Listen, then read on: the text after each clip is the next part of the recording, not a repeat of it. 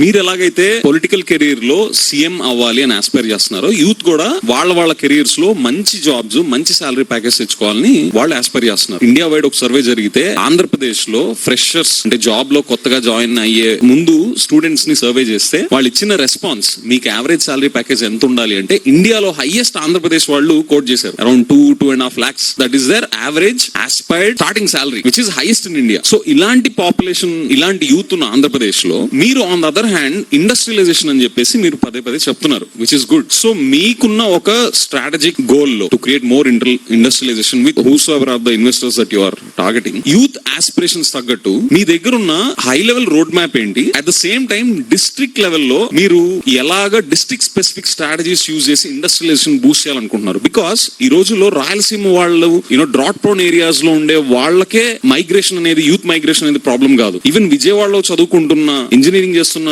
Students లో కూడా వాళ్ళకి జాబ్స్ కావాలంటే వాళ్ళ ఆస్పిరేషన్స్ తగ్గట్టు they have to go to Bengaluru, Hyderabad, Chennai or out of the country. So ఇలాంటి aspirational society, budding society, that's a developing society ఉన్నప్పుడు మీకు కూడా ఇండస్ట్రియలైజేషన్ అనేది ఒక స్ట్రాటజిక్ ప్రయారిటీ అయి ఉన్నప్పుడు డిస్ట్రిక్ట్ లెవెల్ గా మీ దగ్గర టార్గెట్ చేసే స్పెసిఫిక్ స్ట్రాటజీస్. సార్ ఎర్లియర్ నా క్వశ్చన్ లో మీరు హై లెవెల్ వ్యూ ఇచ్చారు, but if you could throw some light at a much more deeper and specific level, that will be helpful. Thank you.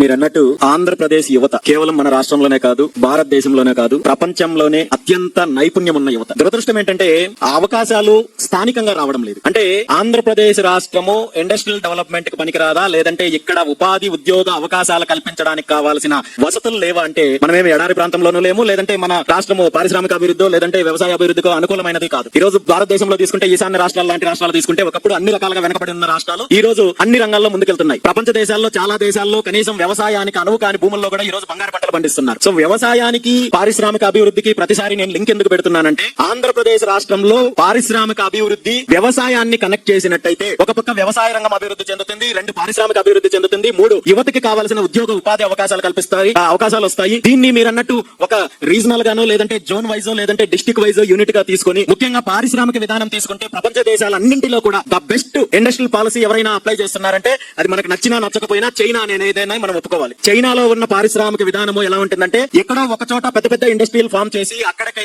Employees వెళ్ళి అక్కడ work చేసుకుని అక్కడ production తీసుకొని వచ్చే పరిస్థితి కాకుండా ఒక రకంగా ఏం చేశారంటే డైల్యూట్ చేసి చిన్న తరహా పరిశ్రమల్లాగా కావచ్చు లేదంటే కుటీర పరిశ్రమల్లాగా కావచ్చు. ఈ రోజు చైనాలో చాలా ప్రాంతాల్లో ప్రతి ఇల్లు కూడా ఒక పరిశ్రమ. సో అలాంటి పాలసీని ఇక్కడ మనం ఇంప్లిమెంట్ చేయడానికి ఆంధ్రప్రదేశ్ రాష్ట్రం అనుకూలంగా ఉంది. ఆ పరిస్థితులు ఉన్నాయి, దానికి కావాల్సిన యువత ఉంది, దానికి కావాల్సిన నైపుణ్యం ఉంది. నిజంగా ప్రభుత్వము ఆ దిశగా అడుగులు ముందుకు వేసినట్టయితే ఖచ్చితంగా నిరుద్యోగ సమస్యకు ఒక పరిష్కారం ఉంటుంది, ఇండస్ట్రియల్ డెవలప్మెంట్ జరుగుతుంది, అదే విధంగా ఈ రాష్ట్రంలో వ్యవసాయ అభివృద్ధి జరుగుతుంది.